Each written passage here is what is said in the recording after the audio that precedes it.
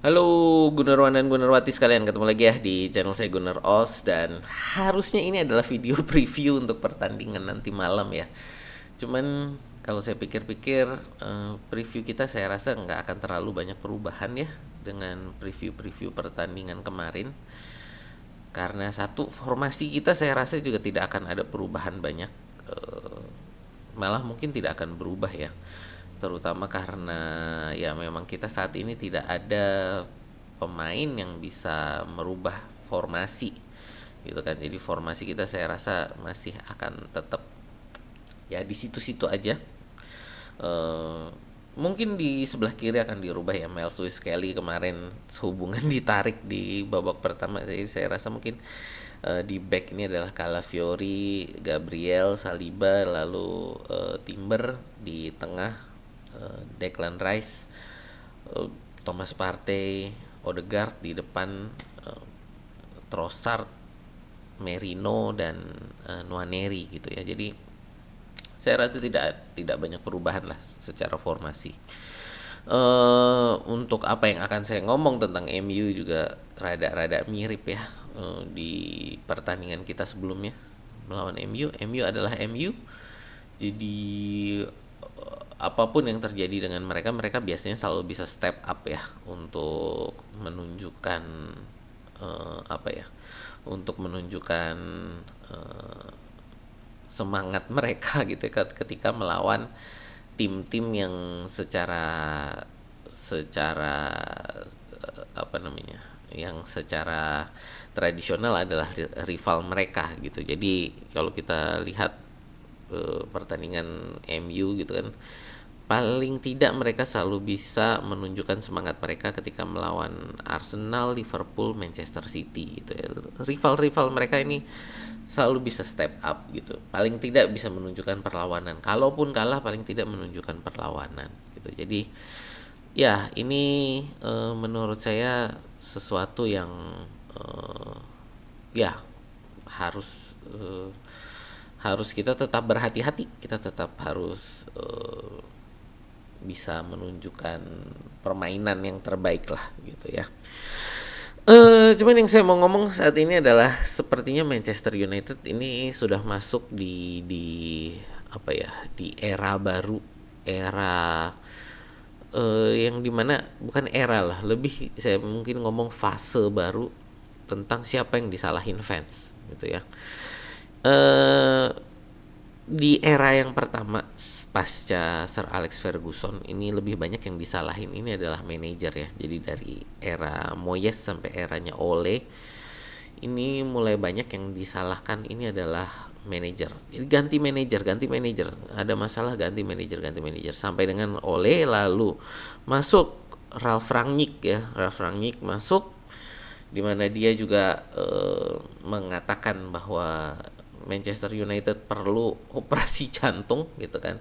Perlu diganti 10 sampai 11 pemain gitu. Nah, ini menurut saya mulai fans melihat bahwa jangan-jangan yang salah bukan manajer, jangan-jangan yang salah ini uh, adalah pemain gitu ya.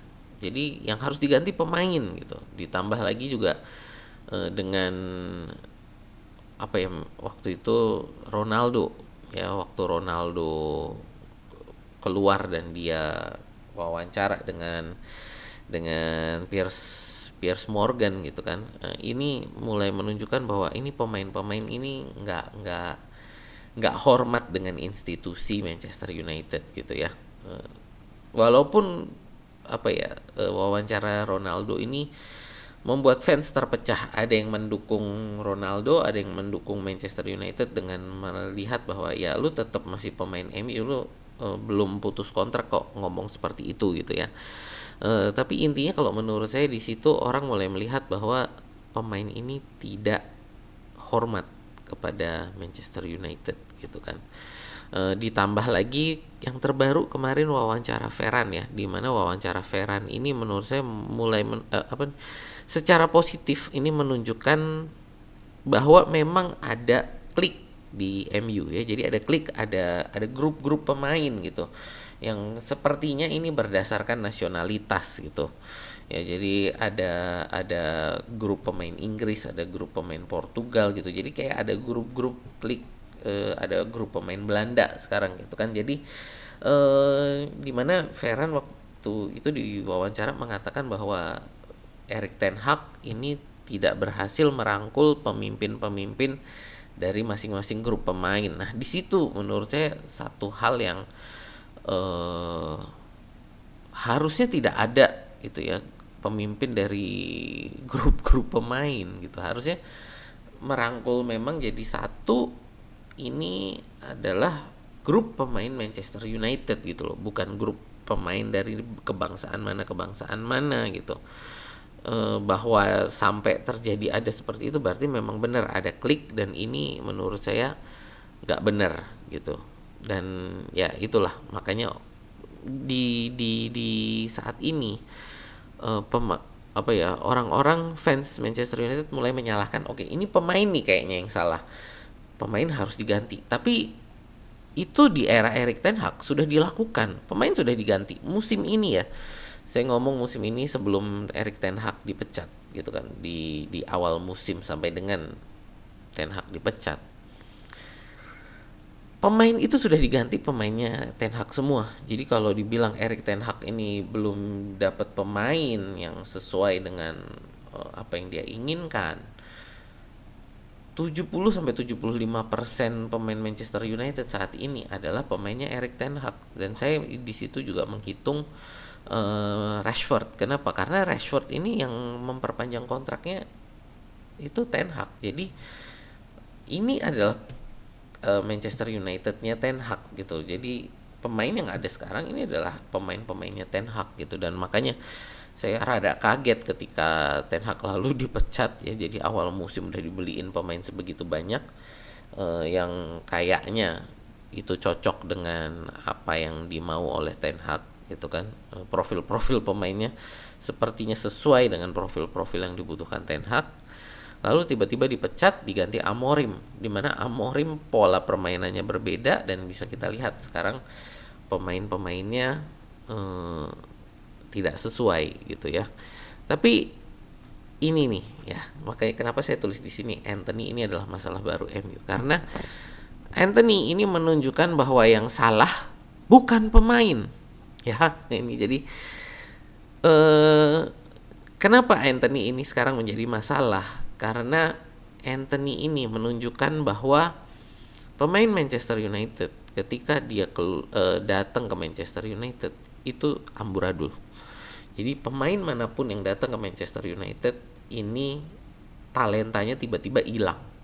Ya, tiba-tiba nggak bisa main bola, tiba-tiba eh, skillnya hilang gitu lah ya. Dan Anthony ini menunjukkan ketika keluar dari Manchester United bisa bermain bagus, dan ini diperkuat dengan bukan diperkuat lah ya, diperkeruh, mungkin lebih tepatnya bisa dibilang diperkeruh oleh agentnya Anthony yang kemarin mengatakan kan bahwa masalahnya bukan di Anthony, dan dia mengkritik keras Amorim kan, yang intinya si Amorim mengatakan bahwa fisikalitasnya Anthony ini nggak cocok dengan EPL gitu. Jadi agentnya Anthony ini mengatakan bahwa pernyataannya Amorim itu menghina La Liga gitu loh. Jadi menghina Liga Spanyol secara keseluruhan gitu, dengan mengatakan bahwa fisikalitas Anthony ini tidak cocok dengan IPL. Jadi seolah-olah mengatakan bahwa pemain yang ada di La Liga ini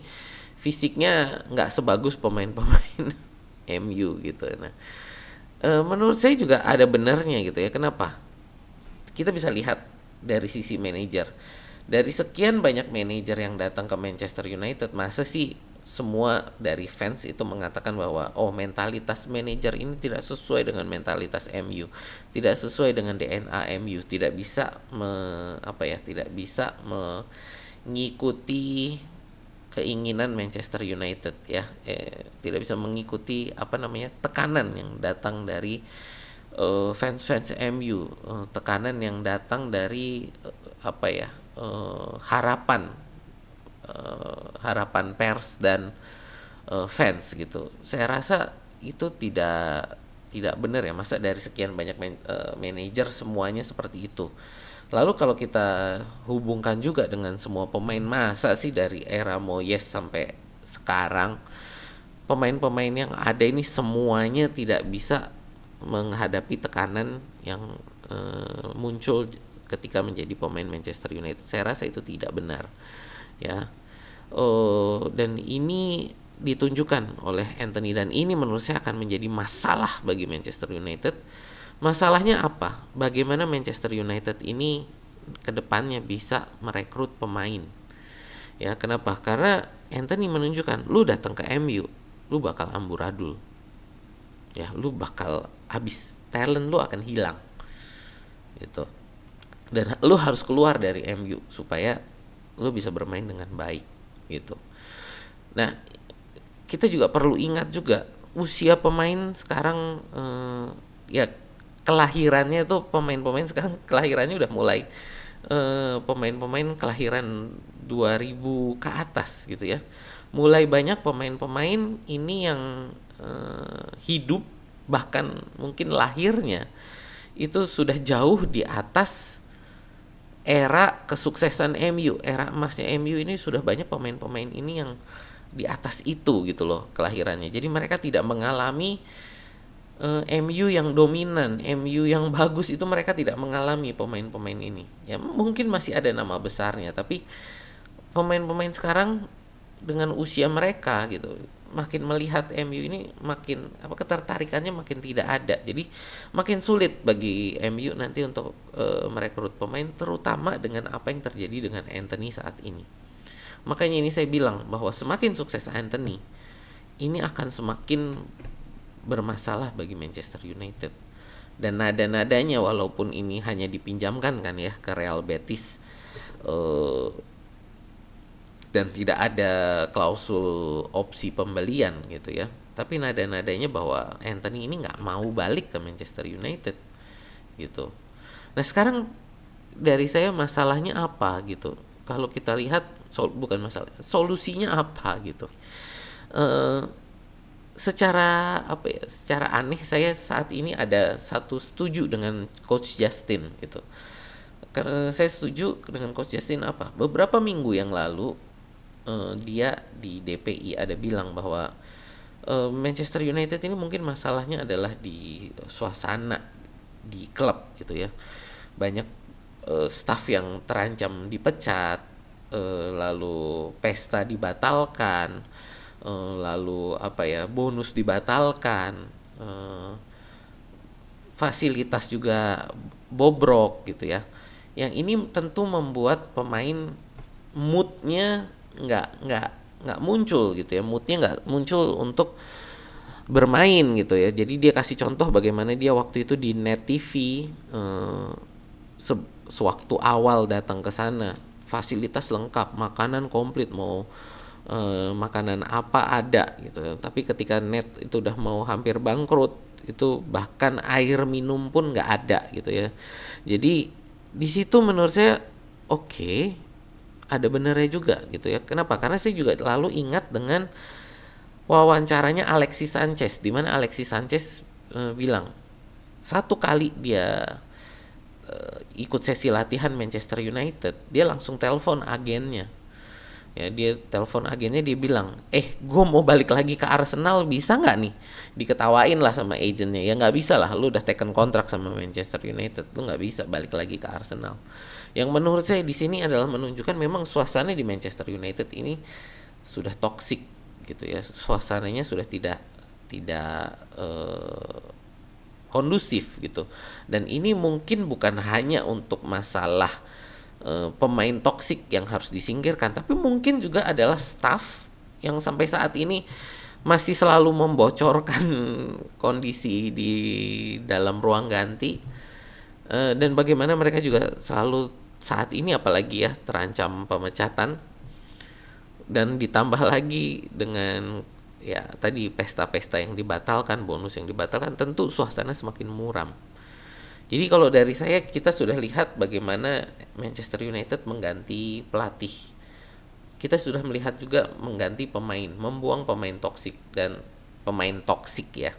Pemain yang katanya toksik dan ternyata mereka ketika keluar justru malah lebih bisa bermain bagus. Nah, ini menurut saya sudah ganti pelatih, sudah ganti pemain dan ini tidak berhasil. Jadi apa yang harus dilakukan? Bagaimana kalau mengganti suasana MU gitu kan? Dan menurut saya ini adalah opsi yang paling murah gitu kan. Saat ini menurut saya opsi paling murah. Bagaimana mengganti suasana di MU? Ya udahlah, balikinlah itu pesta-pesta untuk staff gitu kan. Pesta Natal, pesta pesta apalah gitu, itu dibalikin lah kepada para staff sehingga mereka juga ada happy-happynya gitu. Bonus-bonus untuk staff lah ya, terutama untuk staff menurut saya jangan dihilangkan. Seberapa sih eh, kita lihat kalau alasannya adalah untuk para staff ini untuk menghemat keuangan, lu perpanjang kontrak Erik ten Hag untuk lalu segera dipecat, lalu datangkan Dan Ashworth dengan sebegitu perjuangannya dari Newcastle untuk belum setahun juga langsung dipecat. Pesangon ke mereka, terus waktu apa ya gaji mereka, lalu untuk biaya mendatangkan mereka itu biayanya berapa gitu kan. Jadi nggak ada hemat-hematnya kalian gitu kan. Jadi staff, untuk staff menurut saya jangan dihemat-hemat. Kedua adalah seperti yang diomongin Ronaldo, fasilitas dibenerin gitu kan, spa, ruang training, gymnya gitu ya, ya diperbarui lah. Masa Ronaldo bisa bilang bahwa waktu dia muda main di MU, lalu ketika dia sudah hampir mau ya, nggak, bukan mau hampir mau pensiun lah, tapi usia yang cukup tua lah ya kalau kita ngomong sebagai atlet sepak bola di usia yang cukup tua ini, lalu dia balik lagi ke Manchester United, fasilitasnya masih sama. Ini kan menunjukkan bahwa tidak ada perbaruan fasilitas di sana gitu ya. Jadi menurut saya untuk MU solusi, daripada kalian gonta-ganti pemain, menyalahkan pemain saat ini ya, saat ini nyalahin pemain, kita harus cari pemain A, B, C, harus cari pemain untuk Amorim yang sesuai A, B, C. Menurut saya, kenapa kalian nggak coba dulu untuk perbaiki suasana di MU?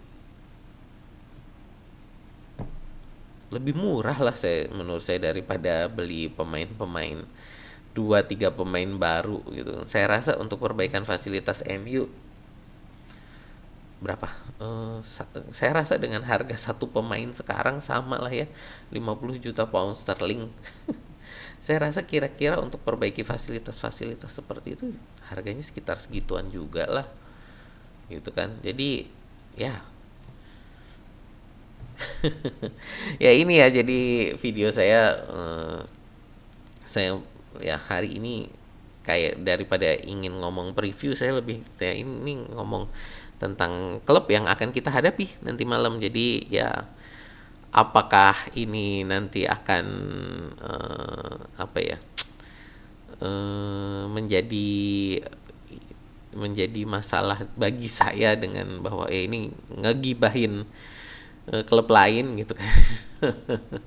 Ya tapi menurut saya ini waktu yang paling cocok untuk saya bikin video ini gitu ya. Jadi sebelum pertandingan nanti malam, jadi kita juga nggak tahu bagaimana pertandingan Manchester United Arsenal nanti malam gitu kan.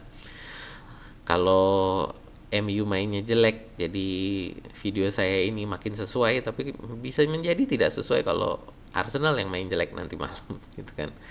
Ya ya itulah ya gitu. Jadi dari saya itu aja. Terima kasih ya untuk teman-teman yang sudah nonton. Terima kasih untuk teman-teman yang sudah like, share, dan subscribe. Saya mau mengucapkan terima kasih terutama kepada Sri Mulyanto ya. Ini salah satu member kita ya, yang saat ini sudah salah satu subscriber yang sudah menjadi member. Ya itu aja dari saya. Terima kasih. Sampai jumpa di video kita berikutnya ya.